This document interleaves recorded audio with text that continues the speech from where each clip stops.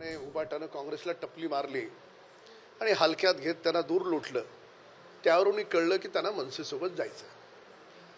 पण मनसेचे कार्यकर्ते, मनसेचे नेते हे कसं विसरू शकतील की अतिशय जोमात असताना स्वर्गीय बाळासाहेब ठाकरे हयात होते, तर त्यावेळेस याच उबाटाच्या उद्धव ठाकरेजींनी माननीय राज ठाकरे साहेबांना पक्ष सोडायला भाग पाडलं.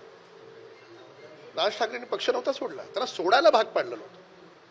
तर त्याच्यामुळे आज त्यांची राजकीय हतबलता आहे, उद्धव ठाकरेंची राजकीय आवश्यकता आहे, गरज आहे, म्हणून ते मनसेच्या दारी गेलेत.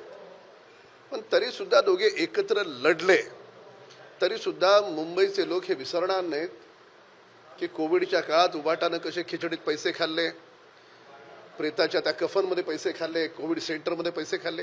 विसरणार आहेत का लोक? एअर कंडिशन घराच्या बाहेर न पडणारे महाराष्ट्रानं पहिले आणि शेवटचे मुख्यमंत्री पाहिले ते म्हणजे श्रीमान उद्धव ठाकरेजी. तर त्याच्यामुळे एकत्र येण्याचा काही फरक पडणार नाही.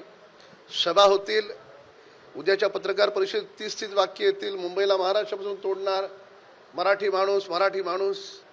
जेव्हा राज्यसभेची खासदारकी द्यायची वेळ येते तेव्हा आठवतो काय ना मराठी माणूस? महानगरपालिकेला कंत्राट द्यायचं असेल तेव्हा आठवतो काय ना मराठी माणूस? मराठी माणूस यांना आवश्यकता असेल त्यावेळेस आठवतो, आणि आवश्यकता संपली की मराठी माणसाचा विसर पडतो. तर त्याच्यामुळे कितीही एकत्र आले, युतीची घोषणा झाली तरी 35-40 पर्यंतचा आकडा जात नाही, हे मात्र निश्चित आहे. धन्यवाद.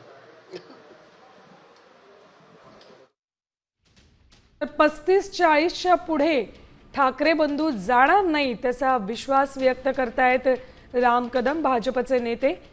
गरज म्हणून हे दोघे भाऊ एकत्र आलेत आणि युती करतायत असंही ते यावेळेला म्हणालेत.